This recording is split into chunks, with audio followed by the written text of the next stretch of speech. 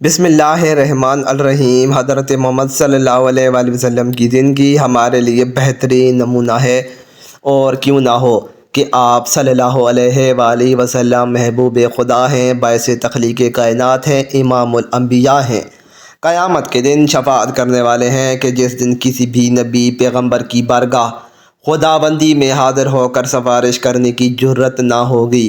آپ صلی اللہ علیہ وآلہ وسلم کی شان اتنی ہے کہ اگر لکھنے کی بات کی جائے تو دنیا ختم ہو سکتی ہے، لیکن حضور صلی اللہ علیہ وآلہ وسلم کی شان ختم نہیں ہوگی۔ اگر یہ کہا جائے تو غلط نہ ہوگا کہ شان مصطفیٰ کوئی ہستی جانتی ہے وہ رب کعبہ کی ذات ہے، اور اگر کوئی ہستی شان خدا جانتی ہے تو وہ حضور پاک صلی اللہ علیہ وآلہ وسلم کی پاک ذات ہے۔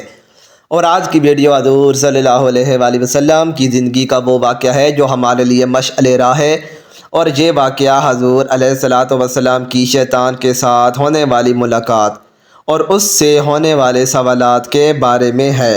اس سے پہلے کہ ہم آپ کو اس ہونے والی ملاقات کے احوال سے آگاہ کریں، یہ بتانا بھی ضروری ہے جب رب کعبہ نے حضرت آدم علیہ السلام کی تخلیق فرمائی، فرشتوں اور شیطان کو آدم علیہ السلام کے حضور سجدہ تعظیمی کرنے کو کہا تو یہ انکاری ہوا کہ اللہ تعالیٰ نے اس لعین کو لعنت کے طوق کے ساتھ جنت سے نکال پھینکا۔ چونکہ شیطان کے جنت سے نکل جانے کی وجہ انسان ہوا، تو اپنے حسد کی آگ بجھانے کے لیے شیطان نے اللہ کے بندوں کو صراط مستقیم سے ہٹانے کا کام اپنے ذمے لے لیا۔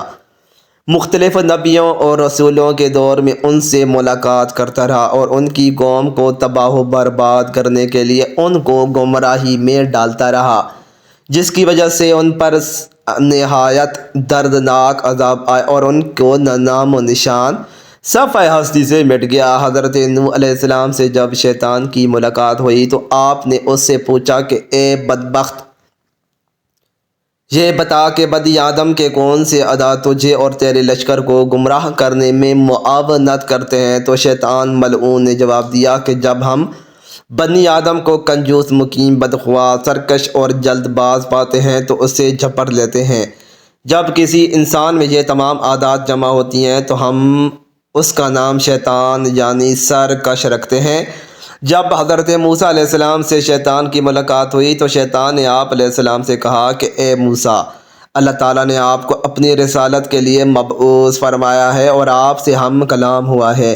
میں بھی خدا کی مخلوق میں شامل ہوں اور مجھ سے ایک گناہ سرزد ہوا ہے، اب میں توبہ کرنا چاہتا ہوں۔ آپ میرے پروردگار کے پاس سفارش کریں کہ میری توبہ قبول کرے۔ حضرت موسیٰ علیہ السلام نے اللہ تعالیٰ سے دعا کی۔ حکم ہوا کہ اے موسیٰ، ہم تمہاری حاجت بھر لائے۔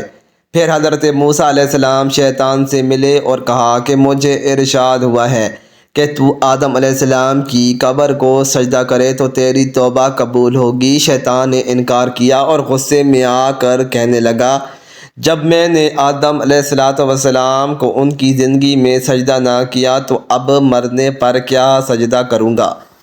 پھر شیطان نے کہا کہ موسیٰ علیہ السلام، تم نے جو اپنے پروردگار کے پاس میری سفارش کی ہے، اس لیے تمہارا مجھ پر ایک حق ہے، تم مجھ کو 3 حالتوں میں یاد کیا کرو، ایسا نہ ہو کہ تم ان کو 3 وقتوں میں ہلاک کر دو۔ ایک تو غصے کے وقت تم مجھ کو یاد کرو، کیونکہ میرا وسوسہ تمہارے دل میں ہے اور میں تمہاری رگوں میں خون کی طرح دوڑتا ہوں۔ دوسرا، جہاد، غزوات کی حالت میں میرا خیال کیا کرو، کیونکہ میں فرزند آدم کے پاس اس وقت جاتا ہوں جب وہ کفار سے مقابلہ کرتا ہے اور اس کے بال بچے، بیوی اور گھر والے یاد دلاتا ہوں جہاں تک کہ وہ جہاد سے بھاگ کھڑا ہوتا ہے۔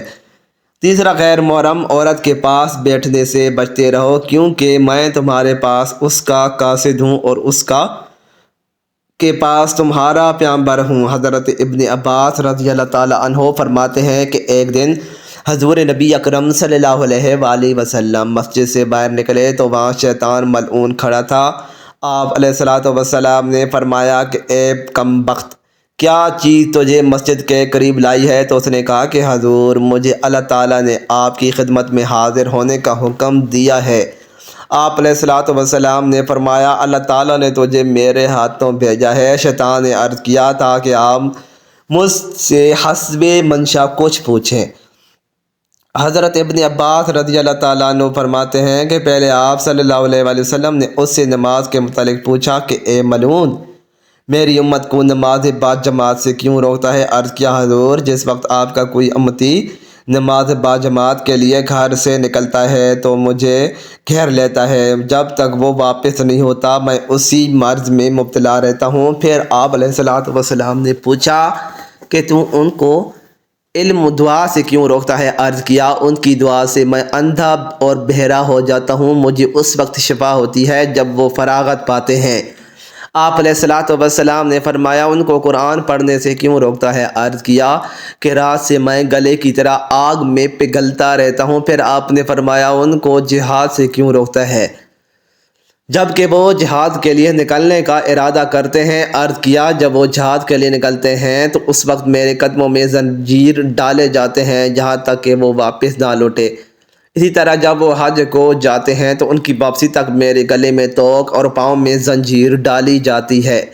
اس طرح جب وہ صدقہ کا ارادہ کرتے ہیں تو میرے سر پر کلہاڑے چلتے ہیں جو مجھے ایسے کاٹتے ہیں جیسے لکڑیوں کو کاٹا جاتا ہے۔ اللہ تعالیٰ سے دعا ہے کہ اپنے پیارے نبی حضور صلی اللہ علیہ وآلہ وسلم کے صدقہ و وسیلہ و جلیلہ سے ہمیں دین اسلام پر چلنے کی توفیق عطا فرمائے، شیطان کے شر سے بچنے کی توفیق عطا فرمائے، ہمارا خاتمہ بالایمان فرمائے اور جنت الفردوس میں اعلیٰ مقام عطا فرمائے، آمین۔ مزید اچھی ویڈیوز کے لیے چینل کو سبسکرائب کریں، ویڈیو کو لائک اور شیئر کرنا نہ بھولیں۔ شکریہ۔